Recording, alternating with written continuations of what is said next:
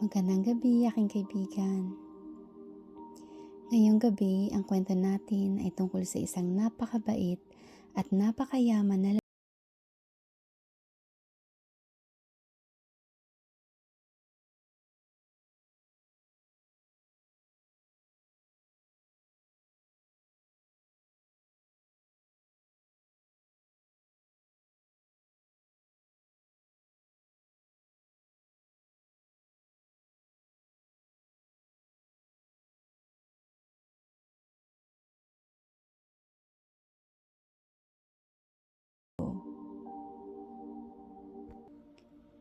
Minsan, may mga araw na pakiramdam natin ay puno ng lungkot at hirap. Baka may kaibigan tayong nagkasakit o may nawala sa atin na mahalaga. Sa mga panahong ganoon, madalas nating itanong, bakit? Bakit nangyayari ito? Ang kwento natin ngayong gabi ay hindi magbibigay ng madaling sagot sa lahat ng ating tanong. Ngunit magtuturo ito sa atin ng kahalagahan ng pagtitiwala sa Diyos kahit hindi natin lubos na nauunawaan ang lahat ng Kanyang ginagawa. Noong unang panahon, sa lupain ng Uz, may isang lalaking nagngangalang Job. Siya ay isang napakabuti at matuwid na tao. May takot siya sa Diyos at tumalayo siya sa kasamaan. Si Job ay napakayaman din. Mayroon siyang 7 anak na lalaki at 3 anak na babae. 7,000 tupa, 3,000 kamelyo, 500 pares ng baka, 500 asno at napakaraming alipin. Siya ang pinakamayaman sa lahat ng tao sa silangan. Araw-araw, nag-aalay si Job ng mga handog para sa kanyang mga anak upang kung sakaling nakagawa sila ng kasalanan ay patawarin sila ng Diyos. Sa kalangitan isang araw, nagtipon ang mga anghel sa harap ng Diyos at dumating din si Satanas ang kaaway. Nagtanong ang Diyos kay Satanas, "Saan ka nang galing?" Sumagot si Satanas, "Mula sa paggalagala sa lupa at paglakad-lakad doon." "Napansin mo ba ang aking lingkod na si Job?" tanong ng Panginoon. "Walang gaya niya sa lupa, isang tao na matuwid at tapat, may takot sa Diyos at lumalayo sa kasamaan." Ngunit sumagot si Satanas, "Si Job ba ay walang dahilan upang matakot sa Diyos? Hindi mo ba nilagyan ng bakod ang kanyang paligid, pati na ang kanyang bahay at ang lahat ng kanyang ari-arian? Pinagpala mo ang gawa ng kanyang mga kamay at ang kanyang mga kawan ay dumadami sa lupain? Ngunit subukan mo lang na abutin ang lahat ng kanyang ari-arian at tiyak na susumpain ka niya sa iyong mukha." "Sige," sabi ng Panginoon kay Satanas, "ang lahat ng kanyang ari-arian ay nasa iyong kamay. Huwag mo lang siyang saktan." At nagsimula ang matinding pagsubok ni Job. Sa loob lamang ng isang araw, dumating ang sunod-sunod na masasamang balita.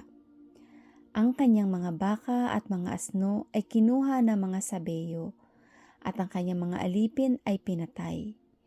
Ang kanyang mga tupa ay sinunog ng apoy mula sa langit, kasama ang kanyang mga alipin. Ang kanyang mga kamelyo ay kinuha ng mga kaldeyo, at ang kanyang mga alipin ay pinatay. At ang pinakamalungkot sa lahat, isang malakas na hangin ang bumagsak sa bahay ng kanyang panganay na anak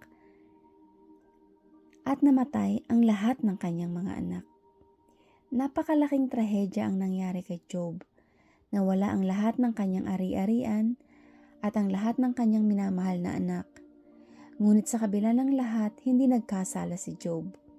Bumangon siya, pinunit ang kanyang damit, inahitan ang kanyang ulo, nagpatira pa sa lupa at sumamba. "Hubad akong lumabas sa sinapupunan ng aking ina at hubad akong babalik doon. Ang Panginoon ang nagbigay at ang Panginoon ang kumuha. Purihin ang pangalan ng Panginoon." Muling nagtipon ang mga anghel at muling nagpakita si Satanas sa harap ng Diyos. Sinubukan mo si Job at nanatili siyang tapat, sabi ng Diyos. Sumagot si Satanas, oo, ngunit ang balat sa balat. Ang lahat ng mayroon ng isang tao ay ibibigay niya para sa kanyang buhay. Subukan mo lang na abutin ang kanyang buto at ang kanyang laman, at tiyak na susumpain ka niya sa iyong mukha. Narito, siya ay nasa iyong kamay, sabi ng Panginoon. Huwag mo lang siyang patayin.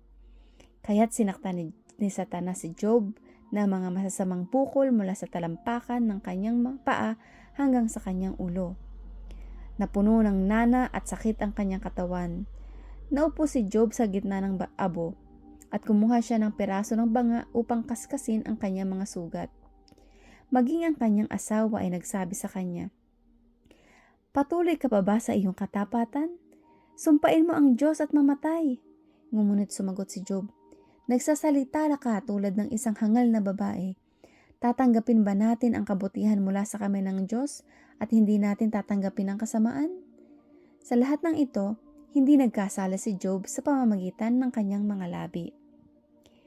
Nabalitaan ng tatlong matalik na kaibigan ni Job, sina Eliphaz, Bildad at Zophar, ang lahat ng kapahamakan na nangyari sa kanya. Pumunta sila upang dalawin siya at aliwin. Nang makita nila si Job mula sa malayo, hindi nila siya nakilala. Umiyak sila, pinunit ang kanilang mga damit at umupo sa lupa sa tabi niya sa loob ng 7 araw at 7 gabi nang walang imik, dahil nakita nila kung gaano kalaki ang kanyang pagdurusa. Pagkatapos ng 7 araw, nagsalita si Job. Nagmura siya sa araw na siya ay pinanganak. Ngunit ang mga sumunod na kabanata ng aklat ay napakahalaga. Sinimula ng mga kaibigan ni Job na ipaliwanag kung bakit sa tingin nila ay nagdurusa si Job. Ang kanilang pangunahing argumento ay, kung nagdurusa ka, ibig sabihin mayroon kang kasalanan. Kaya't sinubukan nilang kumbisin si Job na aminin ang kanyang kasalanan. Ngunit maring ipinagtanggol ni Job ang kanyang sarili. Alam niyang hindi siya nagkasala ng anumang bagay na karapat-dapat sa ganoong pagdurusa. Nagtalo sila ng matagal. Nagtanong si Job ng bakit? Hinamon niya ang Diyos na ipakita sa kanya ang kanyang kasalanan. Nagpakita si Job ng malalim na pagdududa at pagkalito. Ngunit hindi siya nawala ng pananampalataya sa kabutihan ng Diyos. Sa huli, nagsalita ang Diyos mula sa isang ipo-ipo. Hindi niya sinagot ang lahat ng tanong ni Job kung bakit siya nagdurusa. Ngunit ipinakita niya kay Job ang kanyang kapangyarihan at karunungan. Ipinakita ng Diyos kung paano kalaki ang kanyang paglikha at kontrol sa lahat ng bagay at kung gaano kaliit ang pangunawa ng tao. Nasaan ka nang ilagay ko ang mga pundasyon ng lupa? Tanong ng Diyos. Ipinakita niya kay Job na ang tao ay hindi kayang unawain ang lahat ng paraan ng Diyos. Sa pagdinig sa boses ng Diyos, nagpakumbaba si Job. Nagsalita ako ng mga bagay na hindi ko naintindihan, mga bagay na napakagaling para sa akin at hindi ko alam, sabi niya.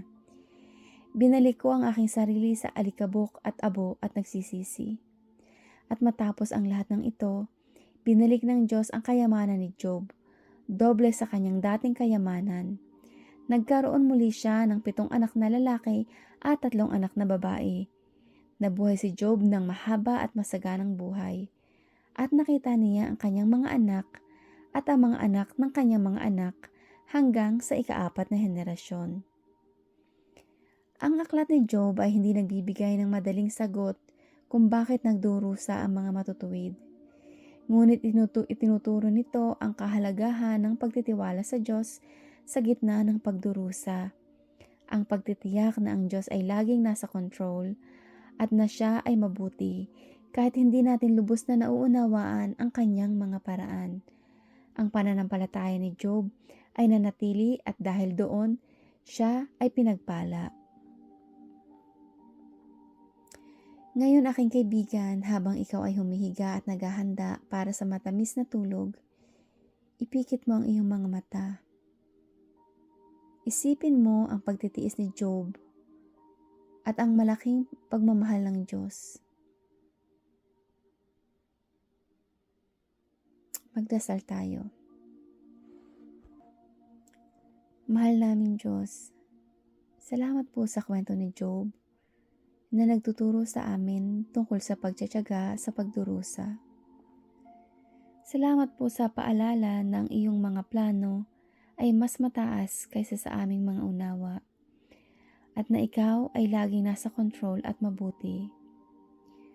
Tulungan niyo po kami na magtiwala sa iyo kahit hindi namin lubos na nauunawaan ang aming mga pagsubok. Bigyan niyo po kami ng kapayapaan sa puso at mahimbing na pagtulog. Ingatan niyo po kami ngayong gabi sa pangalan ni Jesus. Amen. Ngayon, matulog ka na ng mahimbing. Naway ang kwento ni Job ay magbigay sa iyo ng pag-asa at pagtitiwala na kahit anong pagsubok ang dumating, ang Diyos ay laging kasama mo at siya ay tapat. Magandang gabi at magandang panaginip.